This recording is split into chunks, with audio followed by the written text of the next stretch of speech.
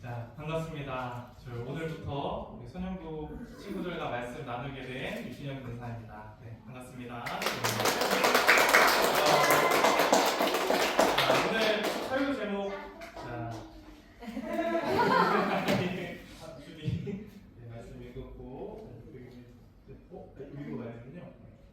네, 자, 오늘 설교 제목 동방박사들의 경배라는 제목으로 우리 친구들과 말씀 나누도록 하겠습니다. 말씀 나누기 전에 제가 잠깐 짧게 기도하도록 하겠습니다. 사랑과 은혜가 풍성하신 하나님 아버지 감사합니다. 주님 이곳에 저희를 불러주시고 그림자 네 번째 주일로 하나님께 예배를 드릴 수 있게 하심에 감사합니다. 주님 우리가 찬양으로 고백했던 것처럼 주님 우리가 하나님을 예배하는 예의자임을 다시 한번 믿음으로 고백하게 하여 주시고 또한 우리가 말씀을 듣는 가운데 깨달을 수 있는 지혜도 우리에게 허락하여 주옵소서. 깨닫는 지혜의 그 말씀 가운데 우리가 믿음으로 순종하며 다시 오실 예수님을 간절히 믿음으로 기다리는 우리 소년부 되게 하여 주옵소서. 감사합니다. 살아계신 예수님의 이름으로 기도드립니다. 아멘. 자, 우리 소년부 친구들 혹시 살아가면서 다른 친구들에게 선물을 주었던 적 있나요? 어떤 친구 계셨죠? 친한 친구. 친한 친구. 또 언제 또 선물을 줬죠, 우리 친구들? 생일일 때. 그래요, 맞아요. 생일일 때, 혹은 다른 친구가 나랑 친해가지고, 혹은 친구가 나에게 도움을 주었을 때, 우리가 그 친구에게 선물을 주기도 합니다. 저는 사실도 생각을 하면서 언제 또 이렇게 선물을 주변 사람들한테 줬을까 생각을 해보니까 가장 최근에는 오늘 유년부에서 올라왔잖아요. 유년부에서 올라왔는데 마지막 인사를 하면서 선생님들한테 선물을 이제 드렸었어요.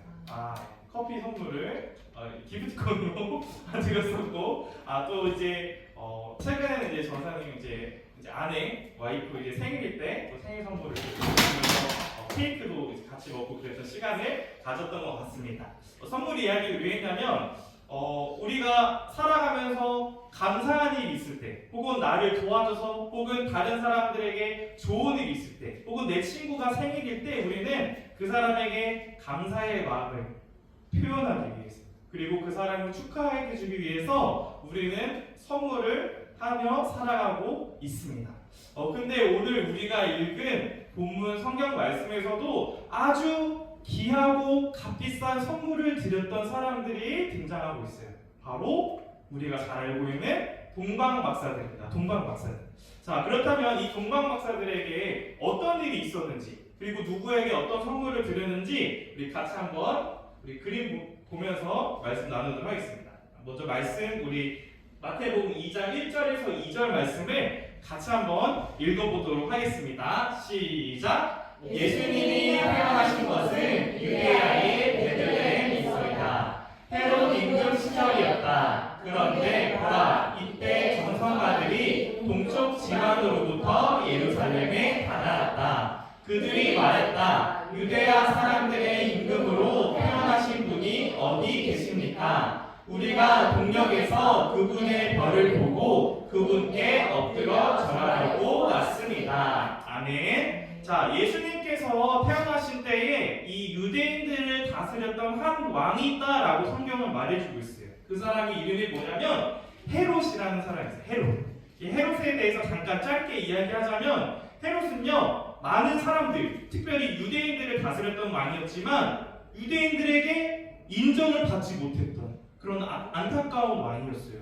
왜냐하면 이 유대인들을 다스리는 왕이 되어 있다면, 아마 유대인이었다면, 그 왕이 유대인이었다면 어쩌면 나는 같은 민족이니까 이 사람 말을 잘 따라야지라고 생각을 했을 거예요. 근데 이 헤롯 대왕은요, 정통 야곱의 자손, 이스라엘 자손이 아니었어요. 바로 에서의 자손인 에돔 족속 사람이었어요. 그래서 많은 사람들이 헤롯 대왕을요, 자신들의 왕으로 인정하지 않았어요. 그래서 이 헤롯 대왕이 살아가면서 어떤 일들을 했냐면 정말 로마식 도시와 그런 건설들, 그 건물들을 정말 많이 짓고, 그리고 이 로마 사람들이 잘 살아갈 수 있도록, 그리고 하나님께 잘 예배를 드릴 수 있도록 솔로몬 때 지었던 그 성전, 화려한 성전보다 더 더 크고 몇 배 더 크고 화려한 멋진 성전을 짓게 됩니다. 이처럼 헤롯 왕은 어떤 사람이냐면 자신의 왕권, 내 왕의 자리를 지키기 위해서 사람들에게 인정받기 위해서 정말 무시무시하게 정말 많은 일들을 했지만 또 무시무시한 무서운 사람이었어요. 왜냐하면 자신의 왕권을 지키기 위해 자신의 아내와 아들, 딸과 그리고 친척들까지도 내 자리를 위협한다면 그 사람들을 모조리 생명을 뺏어가는, 죽이는 그런 무시무시한 사람이 바로 이 헤롯 대왕이었다라고 말씀을 해주고 있습니다. 자, 이 헤롯 대왕 때에 누가 태어났다고요? 베들레헴에서 바로 아기 예수님. 아기 예수님께서 베들레헴이라는 곳에서 태어나게 되셨어요. 그때에 동방에서 한 점성가들, 우리 새하얀 성경에서는 점성가들이라고 말하고 있는데 우리 친구들 이 점성가들이 누군지 아세요? 점성가들? 우리 주영이가 우리 선생님 잘 가르쳐 주셔가지고 잘 대답하네요. 네, 맞습니다. 제가 혹시 몰라서 뒤에 PPT에 좀 준비를 해야 하는데, 자, 이 점성가라는 말은 우리 신약 성경이 헬라어라는 단어로 기록되어 있어요. 네, 헬라어로 읽으면, 저 단어를 읽으면 마고스라는 뜻이에요. 마고스. 읽으면 마고스인데 점성술사들, 네, 복수로 되니까 이제 점성술사들 이렇게 번역을 할 수 있어요. 그래서 점성술사들은 어떤 사람이냐면 하늘의 별자리를 보고 이 별자리가 있으니까 나중에 이 앞으로 일어날 일이 어떤 일이 있겠구나 라고 예측하고 예상했던 사람들이 바로 점성술사들이었다라고 말씀을 합니다. 자, 그런데 이 아기 예수님이 베들레헴에 태어나셨을 때 이 동방 박사들도 이 별에 대한 그리고 구약 성경에 대한 이야기를 어쩌면 많이 읽었다라고 이 성경을 해석하는 사람들은 말을 합니다. 이 동방 박사들이, 이 점성가들이요, 이 별일 때 그 별, 우리가 보았던 그 별이 나타나는구나. 그래서 이 별자리를 다시 한번 보면서 베들레헴에 오게 됩니다. 베들레헴. 그리고 동방 박사들이 와서 물었어요. 유대인의 왕으로 나신 이가 어디에 계십니까? 우리가 동방에서부터, 저 멀리 동방에서부터 그의 별을 보고 그에게 경배하기 위해서 우리가 이곳에 왔습니다 라고 말하는 이 동방 박사들. 그래서 이 헤롯 대왕이 이 말을 들으면서 너무나도 마음에 무섭고 떨리는 마음이 가득했어요. 왜일까? 왜? 지금 이 동방 박사들이 어떤 왕이라고 했죠? 유대인의 왕으로 나시리가 라고 말했잖아요. 그래서 이 헤롯 대왕은 늘 내가 이 유대인을 다스리는 왕이지, 나 빼고는 이 유대인을 다스릴 수 없다라는 생각을 늘 갖고 있던 사람이 바로 이 헤롯 대왕이었어요. 그래서 유대인의 왕으로 어떤 사람이 나신다고? 라고 이렇게 걱정하면서 긴장했던 거예요. 그래서 이 헤롯 대왕은요, 내 자리, 이 왕의 자리를 끝까지 지키기 위해서 하나님의 말씀을 잘 알고 이 하나님의 율법을 잘 가르치고 해석하는 사람, 바로 대제사장들, 서기관들을 불러서 물어봤어요. 그래서 이렇게 물어봤습니다. 그리스도께서 태어날 곳이 어디냐? 그래서 그들이 이렇게 말했습니다. 우리 같이 한번 읽어보겠습니다. 시작. 유대의 베들레헴입니다. 예언서의 기록을 보면 유다의 땅 베들레헴아, 너는 결코 유다의 땅에서 가장 작은 고을이 아니다. 내 백성 이스라엘의 목자가 될 영도자가 너에게서 나니라 하였습니다. 아멘. 자, 이 말씀은요, 바로 구약성경이에요. 구약성경에 많은 선지자들이 있지만 그 중에 미가라는 선지자가 있었어요. 미가라는 선지자. 근데 미가서 5장 2절 말씀에 이 말씀이 기록되어 있어요.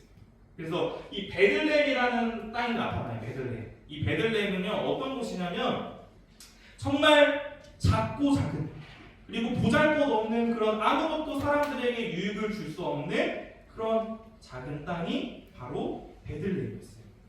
북방의 변두리 지역에 있었습니다. 작은 마을이었어요.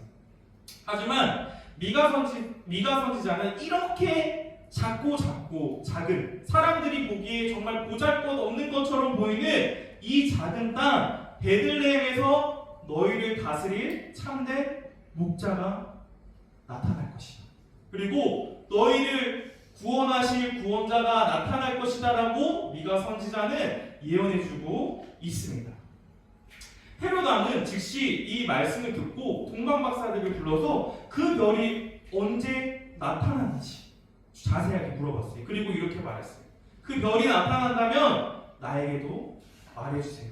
나도 가서 그 아기에게 경배하고 싶습니다. 라고 말을 합니다.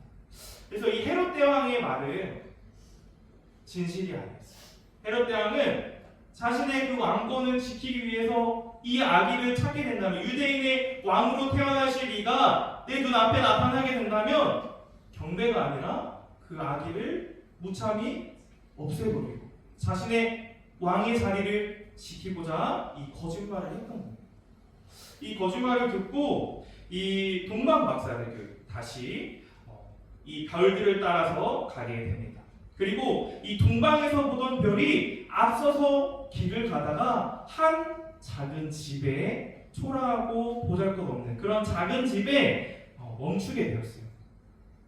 그때 동방 박사들이 그 집에 들어가서 아기 예수님과 그의 어머니 마리아가 함께 있는 것을 보고 매우 기뻐했습니다. 그리고 동방 박사들은 그 당시에 가장 값비싸고 귀한 것들을 준비해서 아기 예수님께 드렸어요. 자, 한번 무엇을 드렸는지 우리 같이 한번 말씀을 같이 한번 읽어볼게요. 자, 시작. 그 집에 들어가 어머니 마리아와 함께 있는 아기를 보고 엎드려 경배하였다. 그리고 보물 상자를 열어 황금과 유향과 모략을 예물로 드렸다. 아멘. 자, 이 동방 박사들, 이 점성술사들은 세 가지를 드렸다라고 말하고 있어요. 뭐라고 말하고 있죠? 황금과 두 번째 유향, 세 번째 모략. 네. 이 황금은 이 당시 어떤 것이었냐면, 물론 오늘날도 그렇지만 이 당시에 정말 값비싸서 정말 돈이 많은 부자들이 갖고 있었던 그런 것이었어요. 물건. 자, 근데 특별히 이 황금은 누구에게 드렸냐면 이 나라를 다스리는 왕에게 드리는 특별한 물건이 바로 황금이었어요.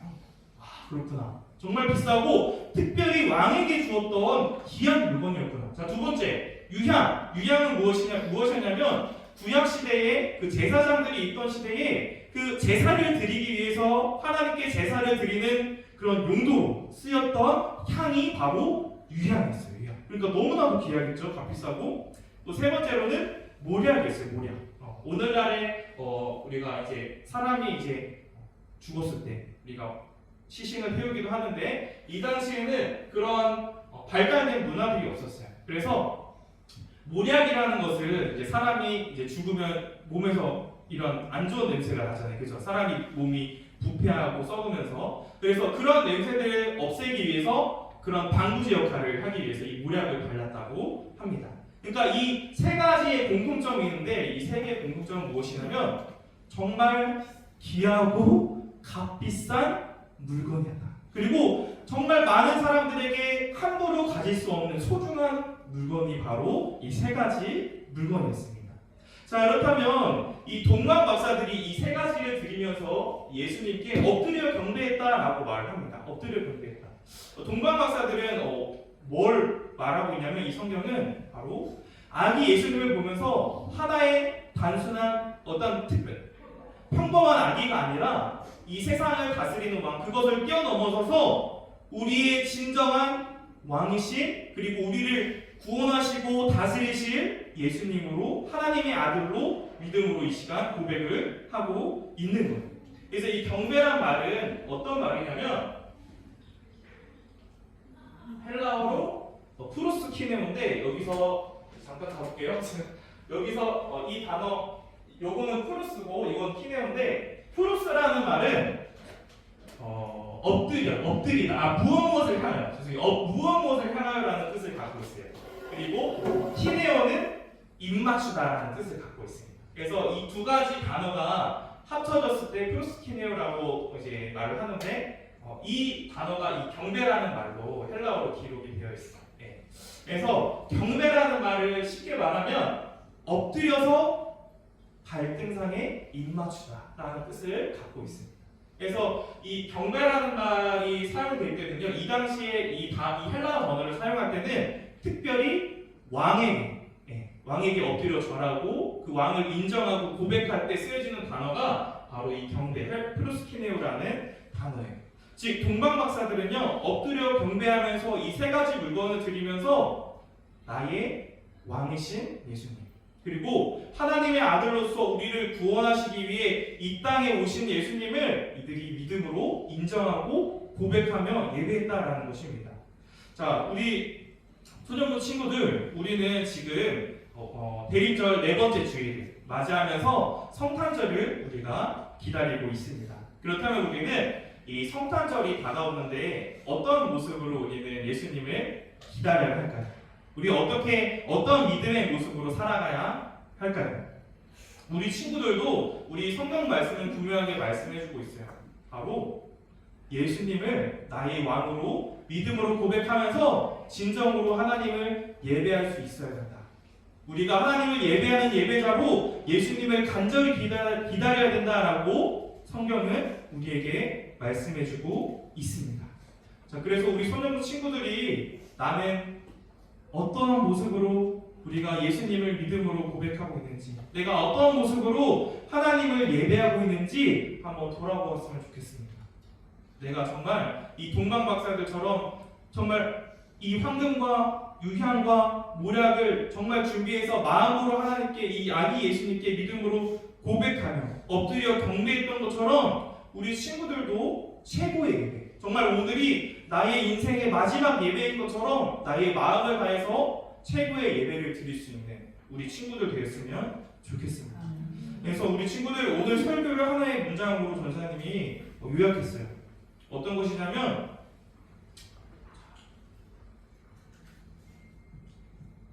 같이 한번 읽어보겠습니다. 시작! 그리스도인은 왕이신 예수님께 최고의 경배를 드리는 예배자입니다. 아멘. 우리 마지막으로 다시 한번 읽어볼게요. 시작! 그리스도인은 왕이신 예수님께 최고의 경배를 드리는 예배자입니다. 아멘. 우리 소년부 친구들이 앞으로도 우리 소년부 선생님들에게, 우리 목사님에게 배운 것처럼 우리가 마음을 다해서, 그리고 성령님의 이끌림 가운데 진리의 말씀에 순종하면서 참되게 예배할 수 있는 우리 모두가 되었으면 좋겠습니다.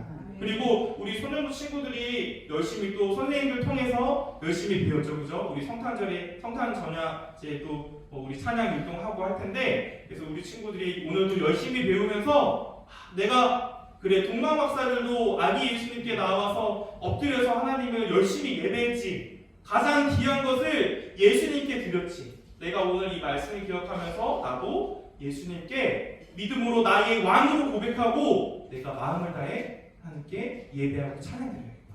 그 마음을 갖고 한 주간 살아가며 하나님을 진정으로 예배하는 참된 그리스도인 예배자들 되기를 간절히 소망합니다. 이 시간 기도하겠습니다.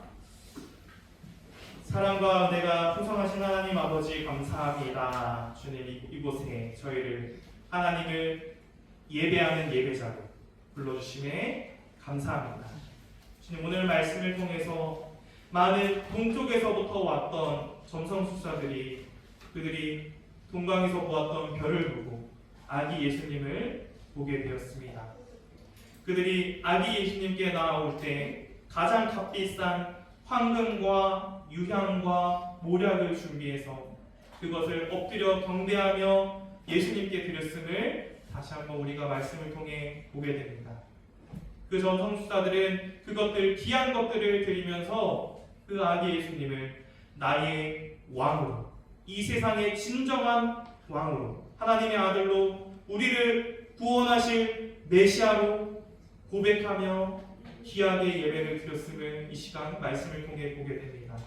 주님, 우리 소년부 친구들도 우리 모두도 내가 하나님을 예배하는 예배자임을 다시 한번 그 정체성을 기억하면서 하나님께 귀하게 예배드리며 아기 예수님을 나의 왕으로 고백하며 살아가는 우리 모두 되게 하여 주옵소서.